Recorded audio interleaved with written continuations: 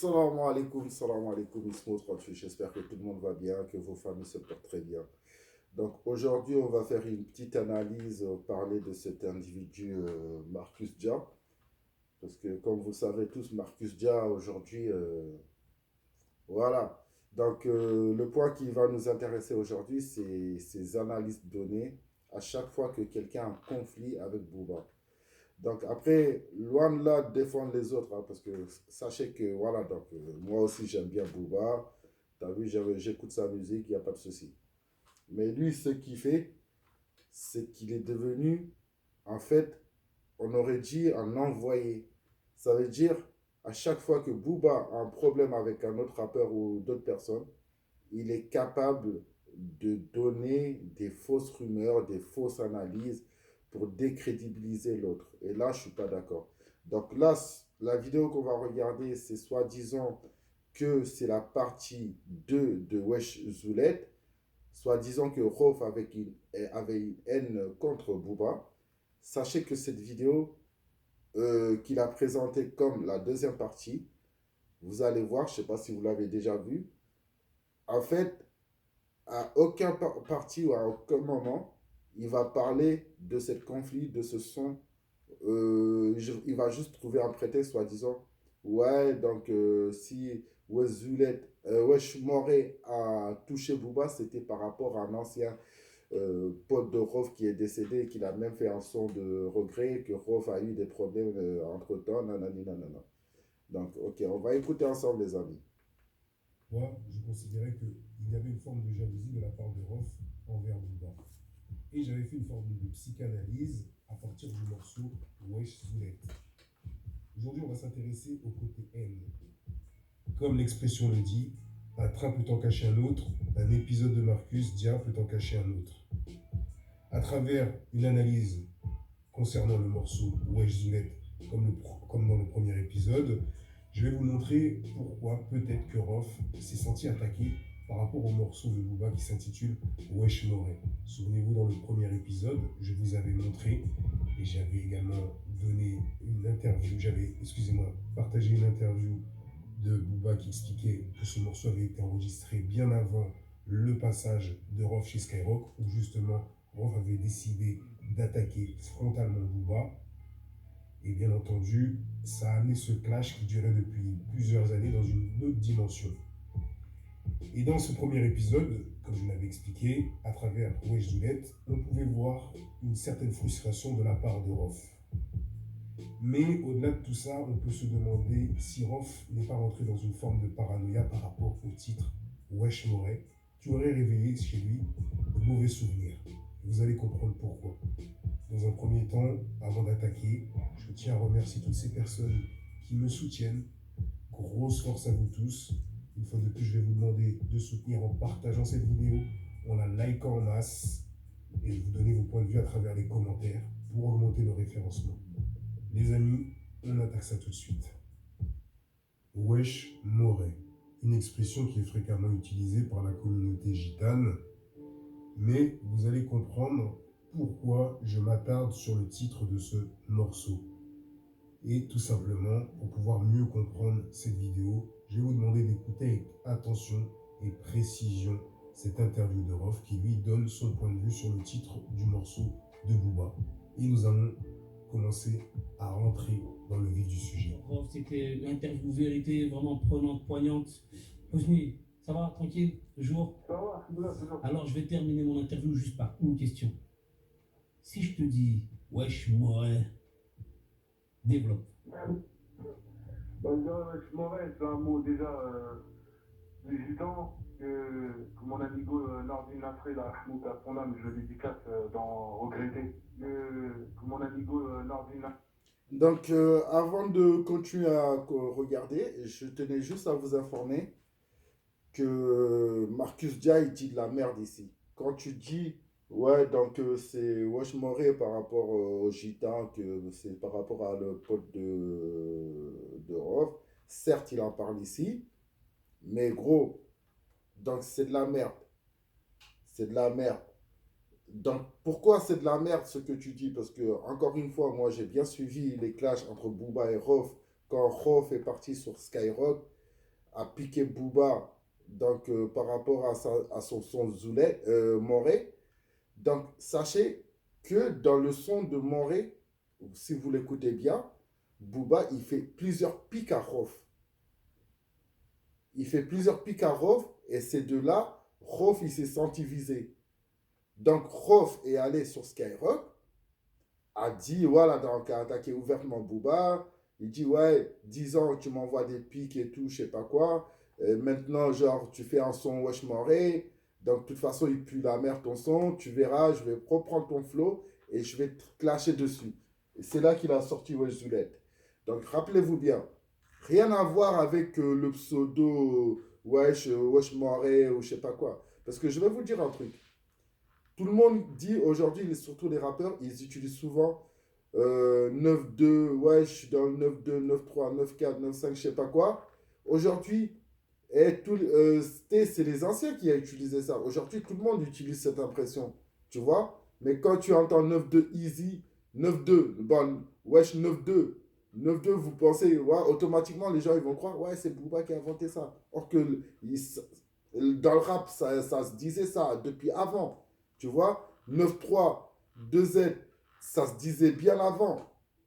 Tu vois, par exemple, McTyre, tout ça, et les rappeurs du 9-3, ils représentaient bien le 9-3, bien avant Caris. Tu vois.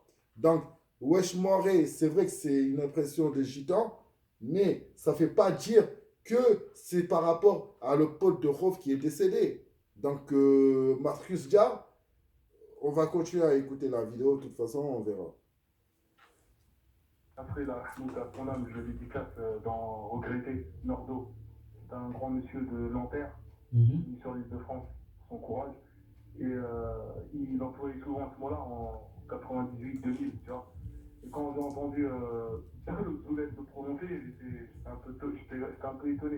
Et quand j'ai entendu le Zoulette le prononcer, j'étais un peu étonné. Qui est ce Nordine Nasri, proche de Rof, qui utilisait cette expression. Donc dans cette interview, vous avez pu voir que Rof explique que lui-même a été choqué d'entendre Booba utiliser cette expression, car son ami Nordine Nasri l'utilisait également. Et vous allez comprendre que Nordine Nasri également fréquentait des clans de gitans qui étaient également dans le grand banditisme. Mais on va s'arrêter sur Nordine Nasri. Nordine Nasri, c'est une figure du grand banditisme. Alia. C'est incroyable. C'est incroyable. Après, les gens, je sais pas ce que vous en pensez. Vous allez me dire, ouais. Donc, comment dire, ça coïncide par rapport à ce que. Parce que Rof dit, je suis choqué de l'avoir entendu dans la bouche de Booba. Je sais pas. Après, je peux pas dire si c'est vrai ou si c'est faux, que c'est par rapport à ça que Rof il a la haine contre Booba. Mais sachez que c'est deux piliers de rap français qui se détestent depuis le temps de Mafia Cafri. Rappelez-vous que Rimka, Rof, Booba avaient fait un son ensemble, qu'au final, ça s'est embrouillé autour de ça, que même Rof et Rimka se parlaient même plus. Booba, tranquille, il était en bonne relation avec Rimka. Mais ce que moi, je comprends pas, les gars, ce que je comprends pas, c'est que le mec dit, c'est par rapport à Wesh Moré que le clash de Booba et Rof a commencé. Or que ça fait depuis 10 ans qu'ils s'envoient des pics. Depuis 10 ans qu'ils envoient des pics. Donc, même si vous écoutez Booba, TLT, même il disait 10 ans que tu m'envoies des pics, c'est l'heure de se faire fumer bêtement. Donc, elle est sur TLT. Donc, après, maintenant, moi, les gars, je vais pas continuer cette vidéo. Pourquoi? Parce que là, donc, il parle de Nordine qui est mort, paix à son âme. On n'insulte pas les morts, qu'ils soient bons ou mauvais. Parce que là, ce que lui, il est en train de faire, c'est grave. C'est très, très grave. Il prend, comment dire, un témoin. Ouais, en quelque sorte, c'est ça. Il veut prendre un témoin, un mec qui est mort. Laisse-lui reposer en paix. Là, il va sortir tout son casier. Là, il va parler de son casier, tout ça, je sais pas quoi. Il a fait ci, il a fait ça, c'était un bandit. Laisse-lui reposer un peu. Pourquoi ressortir ça depuis des années passées plus tard, tu vois? Moi, je comprends pas ces gens. Donc, pour sucer bien profond ton maître Booba, hein, pour mieux, comment dire, pour gratter 2-3 likes sur ton compte Instagram par Booba, t'es prêt à, t'es prêt à salir Nordine voilà, Nasri, alias Nordi, est né en 1970 à Nanterre. Il a passé sa jeunesse dans les cités HLM du nord-ouest parisien. Enfant à problème, il devient connu à la justice dès son adolescence, faisant également la preuve d'un comportement aussi violent qu'anormal. Donc, regardez, voilà, j'ai pas envie de rentrer dans ça parce que ça, c'est pas bien. Laisse qu'il repose en paix. Inch'Allah, qu'il repose en paix, que Dieu lui accorde son miséricorde. Mais pourquoi parler des morts? C'est ça, je comprends pas. C'est ça, je comprends pas, Marc Dia. T'es un putain d'hypocrite, t'es un putain de suceur, t'es un putain d'envoyé de je sais pas qui. Tu vois? Donc, moi, je peux pas être d'accord avec ces genres de personnes. D'accord, t'es pas d'accord par rapport à Booba, à Rov qui attaque Booba, je sais pas quoi. C'est tout à fait ton problème, c'est ton droit. Tu veux faire des vidéos, il n'y a pas de souci. Mais, oh, tu veux buzzer sur un mec qui est décédé. Subhanallah. Wallah, c'est grave, les gars. C'est grave, ce Marcus Dia. Là, il montre à tout le monde que c'est un putain de suceur de Booba. Allez, je vais y aller encore même plus loin. C'est un putain envoyé de Booba, en fait. À chaque fois que Booba est en à chaque fois que Booba a un problème avec d'autres rappeurs ou d'autres personnes, qui ouvre son cul, Marcus Dia. Il est partagé par qui? Booba. Vous voyez ce que je veux dire ou pas? Écoutez-moi bien. Hein. Là, je ne suis pas en train de faire le fanatisme ou je sais pas quoi, ou le jaloux, je sais pas quoi. Hein. Parce que je sais que ce que vous allez me dire, ouais, Ismo, t'es jaloux, que Booba partage d'autres personnes qui ne te partagent pas. Moi, je m'en bats les couilles totalement, frère. Ça ne va pas remplir mon frigo, ça ne va rien changer dans ma vie. Tu vois ce que je veux dire ou pas? Donc maintenant, moi, je vous dis juste la vérité. Les morts qui reposent en paix. Hein? Donc là, il est en train de sortir le casier judiciaire des erreurs de jeunesse que cette personne a commis. Il est en train de les remettre sur face. Pourquoi? Pour crédibiliser Booba et décrédibiliser Rof. Donc ça, j'accepterai jamais. Voilà, donc on va écouter un petit passage et puis je vais couper, les amis. Alias Nordine Lebarge, alias Nordou. Et il faut savoir que Rof ne l'a pas dédicacé simplement d'en regretter, il l'a également dédicacé dans son album La vie avant la mort qui était sorti le 24 septembre 2001. Et dans un morceau qui s'intitulait Parfois des fois, il fait une dédicace à Nordou. Des fois, je vais au billard avec une bombe au cinéma, je vais tirer au stand avec Nordo et Kima. Des fois, je vais au billard avec une bombe au cinéma, je vais tirer au stand avec Nordo et Kima. La légende, et j'utilise le terme légende pour parler au conditionnel, car seuls les protagonistes connaissent la vérité, mais la légende à Nanterre, d'ailleurs je vais ouvrir des parenthèses pour faire une grosse dédicace à Nanterre, Pablo Picasso et au frérot 2S, frérot, tu te reconnaîtras. Je ferme les parenthèses et reviens à la légende. La légende à Nanterre explique comme quoi Rof était protégé par Nordine Nasri par rapport à du rackettage. Bien entendu, comme je vous dis, c'est une légende. Pour d'autres, c'est... Non mais il se fout la gueule du monde, voilà.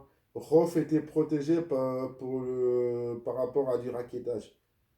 Eh, dis à n'importe quel rappeur français de y aller à Marseille avec le maillot PSG, rentrer dans les quartiers nord, la Castellana, et ressortir indemne. Vas-y, sors-moi un rappeur. Sors-moi un putain de rappeur, les pliés soi-disant, qui marche à Paris, normal, sans garde du corps, rien du tout. Sors-moi un. Il n'y en a pas. Toi, t'es un putain de... C'est un putain de mytho. T'as vu ces fausses rumeurs? Ouais, il se faisait racketter, c'est grâce à lui, grâce à un Orlandais, grâce à un Nordine, que, voilà, donc ça a protégé Rov qui se faisait pas racketter. Wesh, t'es un malade mental. Même des grands rappeurs se sont fait racketter dans les checks. Tu vois? Mais qu'est-ce qu'il me raconte celui-là? Wallah, il est maboule celui-là, wallah. Il est maboule. C'est une vérité à Nanterre. Pour d'autres, ce sont des anecdotes. Maintenant, on va s'intéresser à Nordine Nasri. Donc, qu'est-ce qui va se passer? Nordine Nasri, alias Nordine Lebarge, alias Nordou, va être abattu dans Paris 8e à 2h du matin. Là, jusque-là, vous me suivez. Et ce qui va se passer, Et c'est pour ça que je repars dans cette légende et ces anecdotes qui vont sortir de la bouche de plusieurs personnes du milieu du rap game. Et c'est une histoire qui jusqu'à aujourd'hui persiste à Nanterre. Ça va causer des problèmes à Rof. Pourquoi, vous allez comprendre par la suite. Une fois de plus, je tiens à préciser que tout ce que je suis en train de raconter n'est pas forcément une vérité absolue. 2004, hein. Ce sont des histoires. Donc, ce qu'il est en train de vous dire, c'est que soi-disant qu'un son que Rof avait sorti, un son qui s'appelle, je pense, La vie continue. Donc, soi-disant que ça va amener des problèmes à Rof. En 2004, 10 ans passés, 15 ans passés, le mec, il parle soi-disant que ça va lui ramener des problèmes. Non, mais où va le monde? C'est un truc de dingue. Et entre-temps, 2004, bon, apparemment, son pote Nordine est décédé, comment dire, en 2003, paix à son âme. Donc, 2003 jusqu'à 2020, avez-vous entendu que Rof, il s'est fait racketter? Avez-vous entendu que Rof s'est fait huer dans un concert ou dans un showcase? C'est un putain de menteur. Wallah, ils sont trop forts pour manipuler les esprits, ces gens. Ils sont trop forts pour manipuler les gens. Ces gens, ils sont trop forts, les gars. Là, ils veulent vous retourner le cerveau pour que vous voyez juste le mauvais côté. Bon, on ne peut même pas dire mauvais côté parce que tout ce qu'il dit, encore, ça reste des tirs. Parce qu'aujourd'hui, c'est plus difficile à construire qu'à détruire. Parce que ces gens, c'est leur boulot, c'est ça. C'est détruire. C'est trop facile. Donc là, il vous met des suppositions, des on-dit qui ne sont même pas vérifiables. Sur le Internet, on peut trouver tout et n'importe quoi. Donc ces gens se basent de ça. Ces gens, sachez, ce n'est pas des mecs de la rue. Ce n'est pas des gens, c'est pas des mecs de la rue où tu peux dire, ouais, ils sont fiables. Eux, ils étaient sur le terrain ou je sais pas quoi. C'est des putains d'imposteurs qui n'assument même pas montrer son visage, qui n'assument même pas à se montrer déjà. T'as vu qu'il raconte la merde pour sauver son sauveur. Bon, sur ce, les amis, voilà. Donc, inutile de continuer cette vidéo en tout cas. Donc, si vous avez d'autres vidéos que vous voulez que je décortique, il n'y a pas de souci, envoyez-moi, mettez dans le lien et puis on va décortiquer avec plaisir. Mais ce Marcus Dia, pour moi, c'est un putain d'imposteur. C'est un putain de suceur de Booba. Hein, c'est un envoyé de Booba ou je sais pas quoi. Bref, sur ce, prenez soin de vous. Prenez soin de votre famille. À très bientôt. C'était Ismo38. Et n'oubliez pas de vous abonner au maximum parce que je vais faire souvent des vidéos, des lives. Et voilà, donc abonnez-vous au max. Et surtout, n'oubliez pas les pouces bleus. Hein? Donc, et aussi un petit entre parenthèses. Parce que je sais qu'il y a beaucoup qui critiquent ma télécommande, hein, caoutchouc.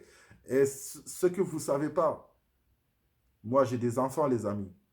Donc les télécommandes de chez nous, ça ne dure pas. Donc on est obligé de les laisser avec la protection. Vous avez capté? Donc voilà. Donc sur ce, prenez soin de vous. À bientôt. Salam alaikum. C'était Ismo38.